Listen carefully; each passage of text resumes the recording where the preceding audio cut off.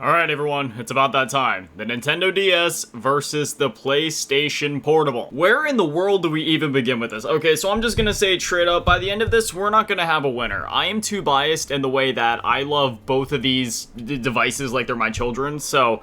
I mean, feasibly, like maybe sure in the back of my mind I could be like, oh yeah, I've spent more time with one system over the other, or maybe I played one game on one system over the other, but it's just one of those situations of like, I can't pick a favorite. I love both of them too much. I have too much nostalgia for both of them. It's just not gonna happen. But you know what? While I'm thinking of it, let me go grab like a clipboard and maybe a pen, and maybe by the end of this we can come up with a fun little subjective, hey, maybe this system could theoretically win if I had to choose, but...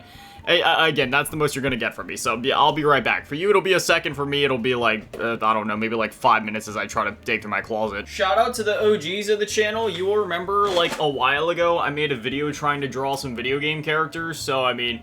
I still have that paper for anyone curious, but I don't necessarily want to draw on this one, so now I gotta go find printer paper, I guess. I also don't want to lose this one, so, like, where do I put this paper? I'll just put it in my, my miscellaneous drawer, I guess. It's full of, like, random cords and clothes and old drawings, so it'll stay safe there. Alright, BRB, I'm gonna go get some paper. Alright, mission accomplished. I got the printer paper, and Mom, if you're watching this, I was the one that stole your third to last piece of paper, so at least it wasn't, like, second to last. You still got 2 left out there, but... I'm sorry about that. I'll cash out you like 50 cents for the paper. I also still have the same pencil box that I had from middle school like 10 years ago.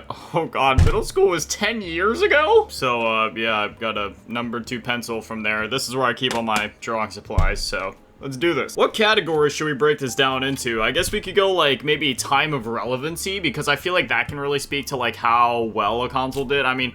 I don't know if it's really relevant to this conversation, so I guess we can just go ahead and kind of figure that one out quick. So the DS came out, in North America at least, in 2004, whereas the PSP came out in early 2005.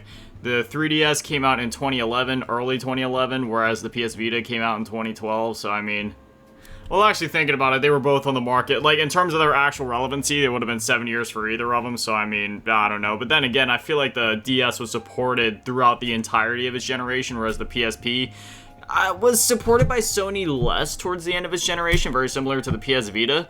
So, I don't know, I feel like that could go to either one of them, really. So I guess we could break this down to hardware, and then maybe games. And when I say hardware, maybe we could talk about, like, the system's design itself, the power of it, the graphics, etc. My handwriting is really bad, and I just realized that I wrote that way too small, so I'm gonna write that a little bigger. I'll just go ahead and scratch that out. Now, I will warn you, I've had the same handwriting that I've had since kindergarten, so it's actually, like, the worst thing that you've ever seen, so I apologize about that, but, hopefully it'll still be legible. So we got the hardware, and then at the top I'll just write like DS and PSP. So we got hardware, games, I guess we could also go over like revisions as to which one had better console revisions. I suppose features would also be another really cool category to cover, because both of them had really unique features at the time.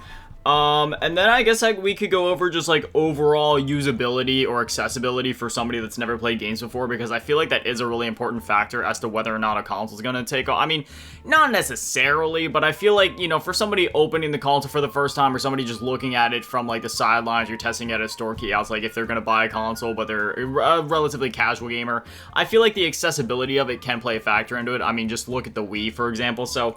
I guess we'll say accessibility. Okay, so for now we have 5 categories: hardware, games, revisions, features, and accessibility. I feel like revisions could have fit in with hardware, but I don't know. It's a little bit... those are 2 different kind of things. So I guess we'll just kick things off with the hardware. So when it comes down to the hardware themselves, so obviously I don't have the original DS on hand, and I also don't have the original PSP on hand, but the PSP stayed relatively similar throughout all of its revisions. This right here is the 3000 model, just because this is my favorite model, but it technically has the best screen, though some people don't really like the scan lines on it. Me personally, I would rather have scan lines than the awful, ugly, and downright sometimes nauseating blurring and ghosting that happens on like the PSP 2000 and 1000. Is it bad enough to actually make somebody sick or blur your eyes out? No, of course not, but it's one of those things where I'd rather just have the clearer picture, even if there is some scan lines, which you really can't ever see unless you're actually looking for them, and even then in most cases, you know, when you're playing a game, it's not very visible at all. But again, that'll come down to the revision side of things when we talk about that later. Right now, we're just talking about the hardware itself. How powerful is this machine and how does it feel to use? So, I almost feel like I should put hardware and comfortability in two different categories, but at the same time, we are just talking about the downright hardware here. So I feel like all those factors playing into each other will make this a bit more, I guess, entertaining. So when you have the DS, right, before we get into the graphical side of things, this is a very comfortable device. It doesn't matter how big or small your hands are. I made a bit of a remark in one of my previous videos. I forget if it was the Wii U video or the Nintendo Lite Consoles video, potentially the Nintendo Lite Consoles video, where I made a bit of a remark like, oh, my hands are a bit bigger nowadays, so it's a bit harder for me to like use this thing without a case. I don't know what I was rambling about. I think it's just because I was so used to using it with that big bulky case that my hands kind of adjusted to the way that my hands fit on a DS Lite with that case, because I've been using that case since like 2010, 11, I want to say, something like that. So I've been using the same case for like 13 years. But I decided to take it off, and honestly, the DS Lite is so much more comfortable without the case and fits into my hands perfectly. So again, I think it was just one of those placebo things where I wasn't used to it being a smaller form factor, but now I prefer the smaller form factor, so I just haven't used that case at all, because obviously nowadays, I never leave my house, and even on the rare occurrence when I do leave my house, like say every 2 to 3 weeks to go to the grocery store, because I buy, I don't need many groceries as is because I don't eat a lot, so even when I do go, I'm able to get enough to not have to worry about going for like another 2 to 3 weeks. So, even when I go out there, obviously I don't need my DS for that. So all that being said is to say that, yeah, I don't need my case on this thing, because I'm just playing in the house. Also, if you see those ugly scratches on the screen, yeah, this is one of those situations where I bought the DS online, the seller didn't bother to tell me about the scratches, and I found out about it after the fact, after I already received the device. So yeah, I was and still am pretty peed off about that. However, I did just order a replacement digitizer, third-party thing. Hopefully it's decent quality. Even if it isn't decent quality, it shouldn't interfere with the function of the touchscreen. If it does, I will actually be pretty annoyed, but I'm hoping that won't be the case. Anyway, that'll be coming in, so I'll be replacing that this week, and hopefully it'll be a decent quality, and if not, then that just means I'll have to order a better quality one, open up the device, and do it all over again until I find one that's actually of decent quality. But the DS is one of those devices where I feel like, no matter how big or small your hands are, no matter what your experience is with video games, just holding this thing is so comfortable, it should almost be illegal. And the same does go for the original DS, however, the original one is a bit bulkier. That being said, it isn't that much bulkier, so even if you have small hands, your hands should fit relatively well with that. And then with the PSP, I mean, it's the same situation. It's a very comfortable device, though I will say there is a case to be made about the little nub right here. For me personally, the nub has always been a very comfortable, usable thing, like it's always been because it's one of those situations where, like, as much as I love the actual stick on the PS Vita, or the two sticks rather, there is something about the nub which you could argue makes it a bit more, I guess, pocketable, because you don't have like a nub sticking out. But again, the sticks on the PS Vita are so small that that's not really a talking point. But if you wanted to make a case about nub versus stick, that could be something to be said there, similar to like the circle pad on the 3DS, for example. But I know some people don't like the nub for one reason or another, whether it's because it falls off for them, whether it's just because they don't find it to be comfortable, whether it gives them cramps, or whether they just would prefer to use the D-pad just because they find it to be that big of a deal. But again, me personally, I always love the nub. But again, since there is a case to be made there, I guess we could kind of nudge things in the direction of the DS of overall comfortability for the majority of users. Now, when I'm making this list, when I'm kind of checking things off, should I do this as to what my preferences are or to what the majority of gamers are? I don't know, but at least for the hardware side of things, just because I really can't decide, we're just going to go for like gamers in general.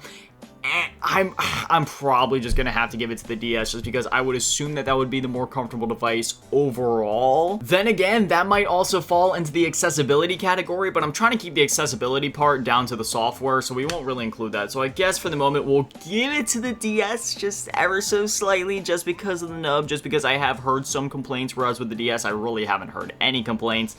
And yeah, and then from there, that is when we get to the more interesting part of the hardware, though, and that is like, how powerful is the thing? When we're talking CPU, GPU, RAM, this, that, No questions asked. Obviously, the PSP is more powerful. That being said, there was when it comes to powerful hardware, how are you using that hardware? Because while yes, the PSP was a very powerful system, and we saw straight up console ports of some games, even up until, I mean, the system was discontinued. I mean, we were seeing straight conversions from, like, PS2 games down to the PSP. In fact, these games were so impressive that in some cases they were ported from the PSP to the PS2.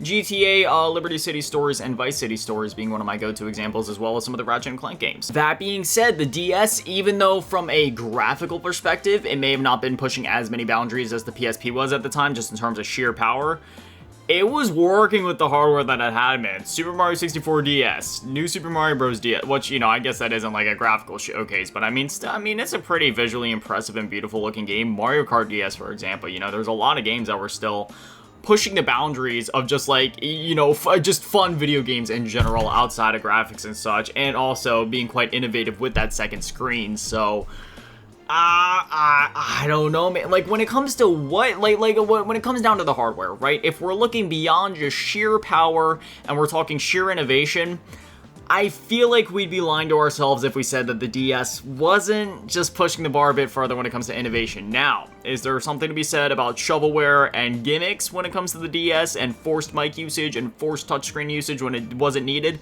Abso-freaking-lutely. The same thing happened with the Wii, where every game had waggle, even if it didn't need the waggle. But when it comes to looking in retrospect and which piece of hardware allowed us to have the most unique experiences, when I say unique, I mean unique to the extent of where you can't emulate this, I would say that the DS gave us that, because, I even just made a video on, Spider-Man Shattered Dimensions on the DS the other night, and I was having trouble doing some of the touch stuff with the mouse, so I feel like we're gonna have to just, as much as it pains me to do this, because I don't want to have to choose between these two, just because I love both devices so much. Both are absolutely phenomenal devices.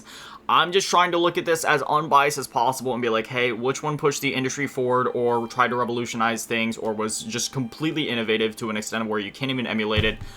I'm gonna have to give the point to the DS, even though it pains me to have to choose between either of them. Now, before we get to the games, let's go ahead and go on to the revisions, because I feel like that kind of plays into hardware, so we'll do that next. Right off the rip, I think I just have to give it to the DS Lite again, which kind of makes me just want to scratch out this category and combine it with hardware, but, I don't know. At the end of this, it doesn't even matter if we have a winner, not necessarily, because, again, it's not even necessarily about which one did what better. It just comes down to, not even personal preference, but at the end of the day, these are just two completely different devices, so comparing them is completely what word was I even trying to say right there? You know what I was trying to say. It's completely irrelevant. These are two completely different systems trying to do two completely different things by two completely different companies and publishers and manufacturers.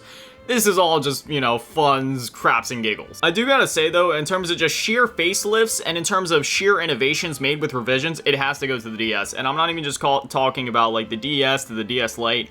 I'm gonna include the DSi, because the DSi was technically like the DS Pro at the time, like one of the first Pro systems that we would have seen. So when you look at the PS4 Pro or the Xbox One X, for example, you wouldn't look at that and be like, oh, that's a brand new Xbox. You know what I mean? And the DSi clearly wasn't trying to be a new DS. It was clearly just trying to be the DS, but more so. So I feel like we have to give it to the DS just for the fact that the DSi was able to be a revision and almost feel like a new system while still just being a revision and still being a DS at its core. And of course, it still had a few exclusive games, so there is a case to be made there, but there was 6 exclusive games, and then you had DSiWare, but to be fair, a lot of the DSiWare was more or less just stripped down versions of already existing DS games, so there's something to be said there. There was plenty of exclusive DSiWare games, but still, I feel like when it comes to revisions, just without even thinking about it, I'm gonna have to give it to the DS. Don't get me wrong, the PSP had some great revisions as well. We had the PSP 1000 to the 2000 to eventually the 3000 here, as well as the PSP Shriek, which is a lesser known model just because it released at a weird time. It in itself was missing a lot of features. It was a much cheaper build. So, it's a cool looking model. I'm not going to lie. As much as I love the PSP, this thing is a scratch and fingerprint magnet just because, it's very glossy, which is an unfortunate circumstance of many glossy devices. They look great when you pull them out of the box. Very sleek and sexy. But if you wanted to stay glossy, you're basically just going to have to keep the plastic on it or put a case on it immediately. Otherwise, yeah, scratch and fingerprint city. But then we had the PSP Go, which was essentially an all-digital model at a time when all-digital devices weren't very widely adopted, so it's a very common situation of Sony trying to do something before it was actually a feasible thing to do. Like, for example, we think of things like the PlayStation 2 iToy, where it was trying to do something when technology just clearly wasn't there yet. Is the iToy functional? Yes. Does it work for what it's trying to do? Yes. If they would have waited till the next generation and fleshed out the technology even more, could they have had a reliable and possibly even better rival to the Xbox 360 Kinect?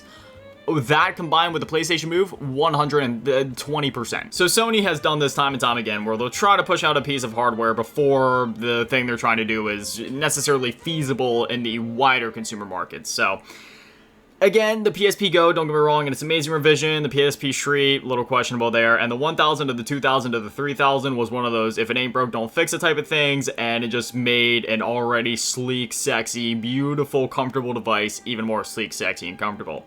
But again, when it comes to the revisions, just due to the fact that the DS Lite was such a huge, what some may view as an improvement to the original DS, I feel like the original DS was fine, but like, if we're looking at the DS Lite, it's hard to deny that, like, yeah, this, like, while the DS Lite was, or the original DS was a beautiful device, the DS Lite is just, like, a sexy device. And then you go from that to the DSi to the DSi XL. Yeah, we'll give the revision side to the DS. Now, I guess, do we, you know what, do we drag out the game segment? Do we make you guys wait for that? Yeah, you know what, I think that's fair. So next, let's go down to the features. What features come with these devices? Like, when you turn, like, just, you know, when it comes to, like, the UI, system interface, settings, stuff like that. This could go either way, so this kind of ties into the accessibility thing, but I feel like I feel like we'll wait for the accessibility side of things. So the PSP can do a lot, but so can the DS, and that's where it's gonna get tricky. Do we talk about the DS or do we talk about the DSi? I was going into this video thinking about talking about the DS, so I think we're going to stick to the original DS. When it comes to features, we're going to have to give it to the PSP just right off the rip. So when you think about it, you know, the DS, you have PictoChat, download play, you can adjust the brightness, your birthday, your favorite color, you can calibrate the touchscreen, and that's about it. And don't get me wrong, that's a great thing from the accessibility side of things, but, man, I don't know, just, you know, when it comes down to it, the PSP has so many more features on hand, you know, being able to store just, you know, like straight up files, just like it natively on the system between like music and video files, and the, you know, just the amount of settings that you have on offer is, you know, it'll appeal to each one of your very specific needs, whereas there may be some cases with the DS where it's like, oh, there's a certain setting I'm looking to change, but there's not exactly a setting for it.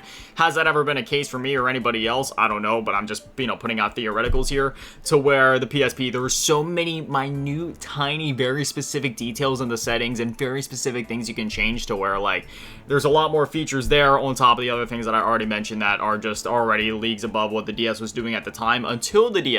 Obviously, the DSi changed some things, but with the PSP, it was basically like an all-in-one device, being able to store like video and music and all that other stuff on there. So I feel like just right there, I'm gonna have to give it to the PSP, just in terms of sheer features and the UI and the system and the software and such. I feel like I'm missing some, you know, some sections here. I feel like there's other categories we could really delve into here. We're gonna keep it at these 5 for now, and I'm also finding a bit of interference because there's some things where it's like, okay, you know, like certain things with the hardware could fit into the features category, and part of the features could fit into the accessibility. So if we need to rearrange some things, we will. Also, one thing I was thinking about when it came to the hardware, yeah, that definitely has to go to the DS, because the PSP used UMDs, whereas the DS used cartridges.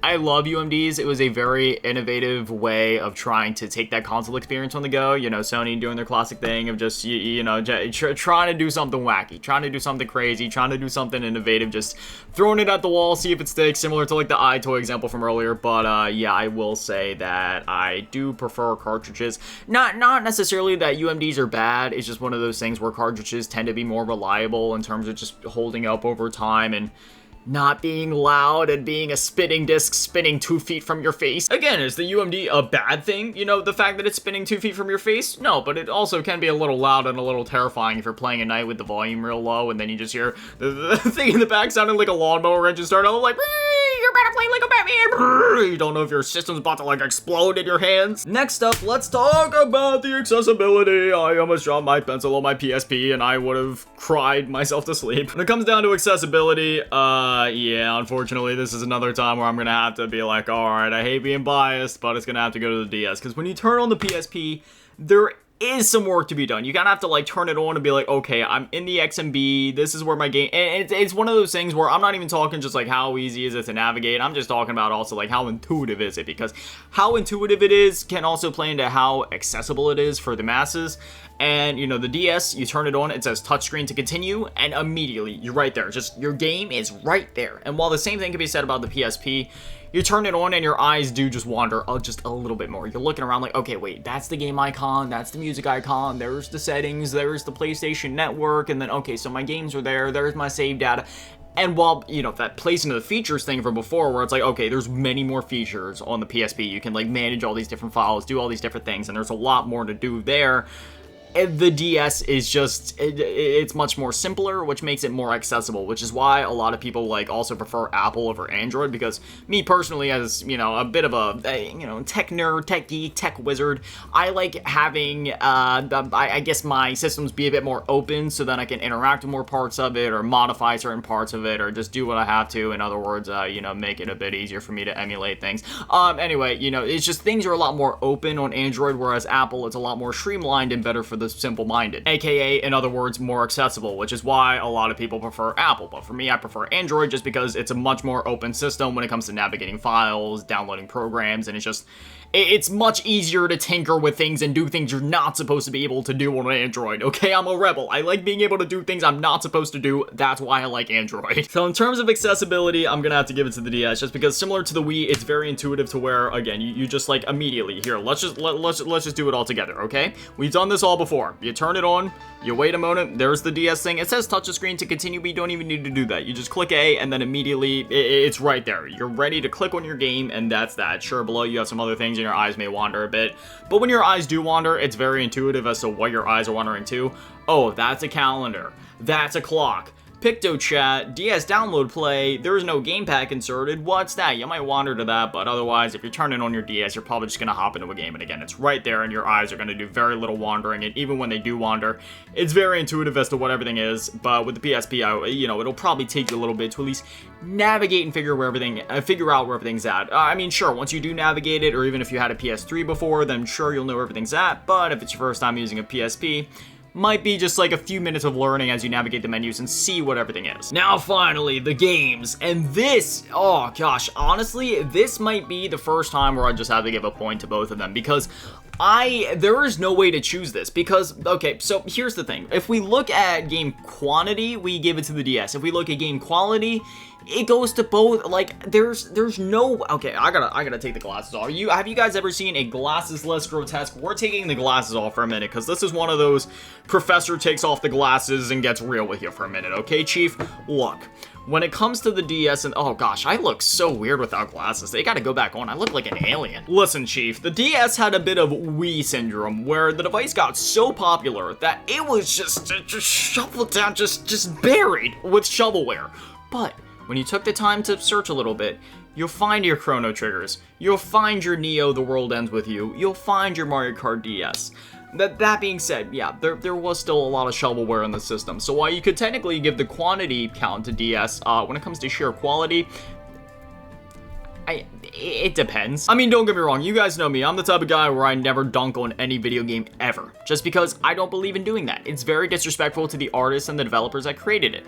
But it's also very obvious when you have games that were made by people that literally just wanted to cash in on the DS hype.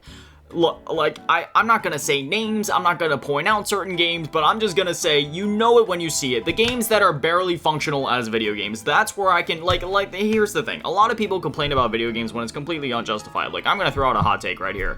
The hate for Lord of the Rings Gollum was completely overblown. I played that game front to back, and it was a functional experience. There might have been, like, a glitch or two, and, you know, there's something to be said about that. We're like, yeah, maybe sure, certain games need to be polished a bit more, but it's far from being a game where it's like, okay, this is alpha stage. But during the DS era, there are some games where it's like, okay, this game isn't even a beta, like this is almost like an alpha stage, how did this even release? It's barely functioning, is my DS even gonna survive through this one lap in this race? Like, when a game is that broken to where you're questioning if the device will even stay on long enough for you to finish it, then you can start complaining. So there was many more examples of that on DS. Was there ever an example where a game froze my... Actually, I gotta stop right there. Yes, there was actually games that have crashed my DS before. But when we start talking about quality, I mean, the DS and PSP, when it comes to the quality, because, you know, the DS itself can't help what games are or aren't on it. You know what I mean? Like, you know, you're gonna have some of that shovelware on every device, no matter what. Look at the, you know, the PS5, it's an amazing system, but look on the PSN store. There's so much shovelware, you know, for, like, the easy platinum trophies. I don't get why people care about trophies. It's stupid. I mean, if you're a trophy hunter, that's cool, but for the people that literally buy those games just to get easy platinums, like, what's even the point at that point? But anyway, like, going back to what I was saying.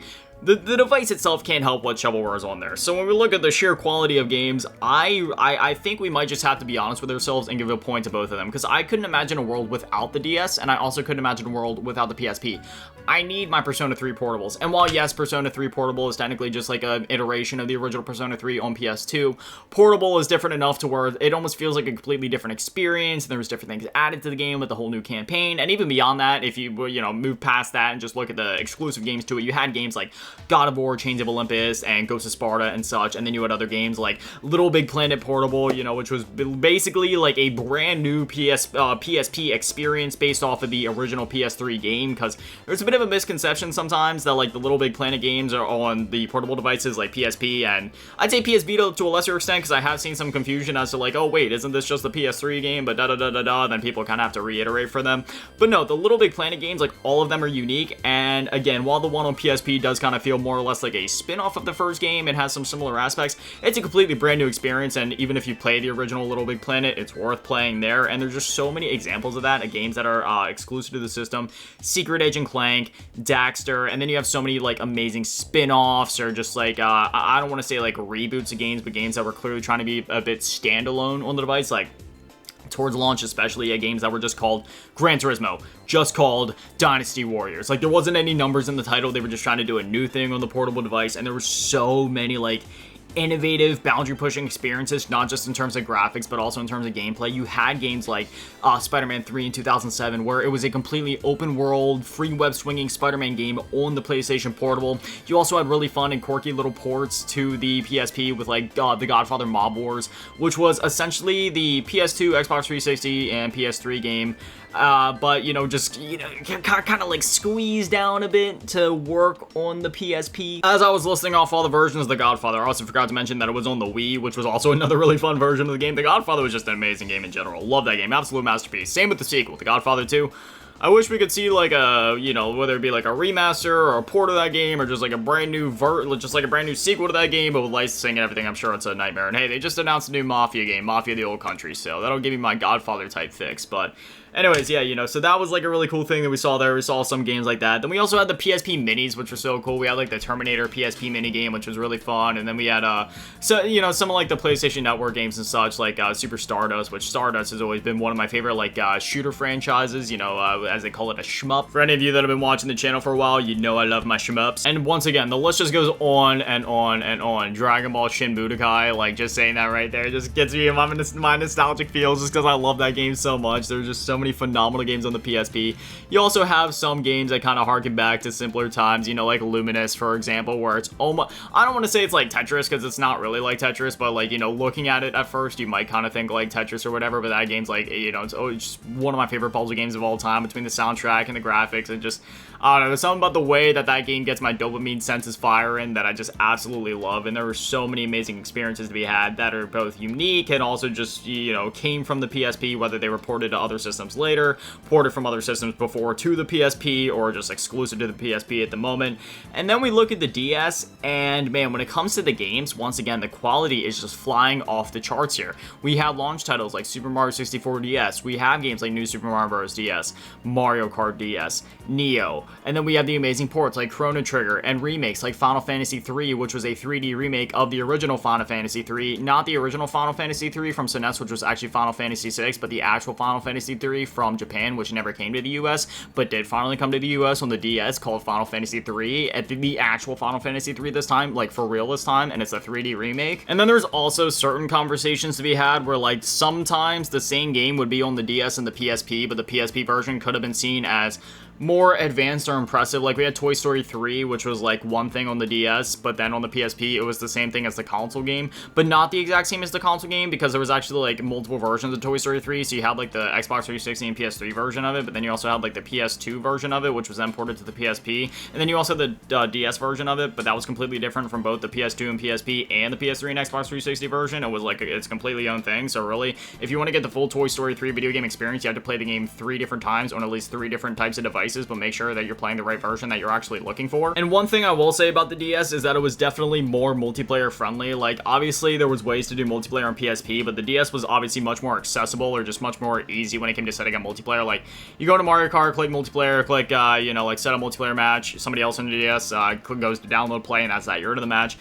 You could obviously do that on the PSP, but obviously it was just not as, I guess, accessible or intuitive like we were talking about before, to where it's like, yeah, you know, if you're familiar with the device, it's very easy to set up. But there was a case being made that on the DS it was just much more synchronized, I guess, or there was just a much better understanding of like, hey, if you're gonna play a game with your friend, you know, one person goes to the game, the other person most times didn't even need a cartridge, which was like another bonus there, to where like, okay, you know, if you're playing on a DS, usually only one person actually needed to own the game, then the other person just needed to go to download, play, and they could play the game too, even if they didn't own it. Sometimes they needed to, but you know, a lot of times no. And again, talking about all the other innovations that we saw with the DS just due to the hardware, like I think of like the Call of Duty games that were ported to DS, which surprisingly had like multiplayer, and even Call of Duty Black Ops had zombies in it, and they all had their own full-fledged, unique campaigns that weren't even ports of the console versions. Like, they were just full-on original stories. So if you've told yourself that you've beaten every Call of Duty before, you probably haven't, if you haven't beaten the Call of Duty games on DS yet. But if you have beaten the ones on DS yet, then congratulations, you've actually beaten all the Call of Duty games. Well, actually, maybe not. Have you played Strike Team on iOS? I have. Have you? If you haven't, then it's probably too late, because, well, it was delisted years ago. But hey, if you can find like a ROM on Android or iOS for it, go crazy.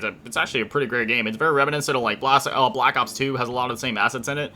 It's actually a pretty great story. And then even beyond all of the amazing games that are on the DS, like the high-profile ones that everybody always points to, you know, even with the shovelware, I feel like there's a lot of charm there, and like with a lot of the licensed games and stuff.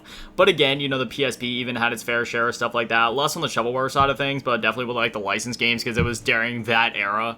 So I really don't know. I honestly, some people might call this cheating, but I'm just gonna have to give a point to both, because I couldn't, again, imagine a world without the PSP, and I couldn't imagine a world without the DS. They're both amazing systems, and they both have an amazing library of games, and to this day I find myself going back to both. So at the end, tallying it up, man, is there another category we should touch on? Because I really don't. I mean, we got hardware, we got games, we got console revisions, features, accessibility.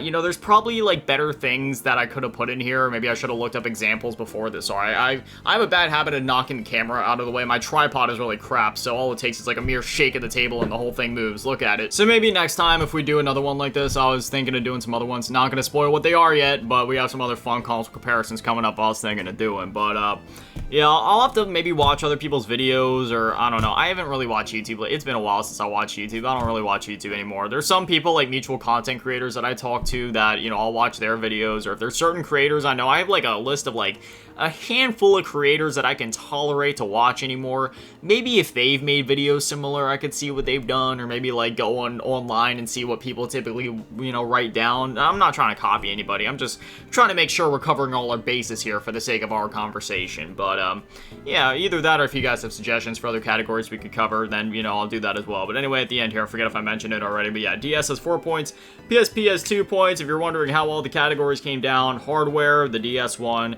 Games, both of them got a point. Revisions, that went to the DS. Features, that went to the PSP. And overall accessibility, we gave to the DS. But anyways, now I'd love to hear from you guys. Between the DS and the PSP, which one do you think deserves to win? Obviously, in this case, a case could be made to say that, oh, the DS won this one because it had more points, but that's not necessarily how I'm looking at this. In my mind, both the DS and the PSP won just because they're both amazing systems, and both of them, they need to exist. Again, I couldn't live in a world without either of them. Repeating that for like the 5th time now, but you know, this isn't a situation where, oh, one has more points, so therefore it wins. It's just, no, this one has more points because I was forced to choose between which one I felt like maybe performed a little bit better in that category for one reason or another. But in my heart, both the DS and the PSP are winners. But anyway, as always, mass shout out, thank you to all the Patrons and channel members, thank you to all the low ball tier, and make shout out, thank you to all the big ball tier, my last community anime, and they shut that on GTA Run Event, some cheese girl. Thank you guys so much, you guys are literal legends. I love you. Thank you guys for watching. Have an amazing day, stay beautiful. I love you all. Peace.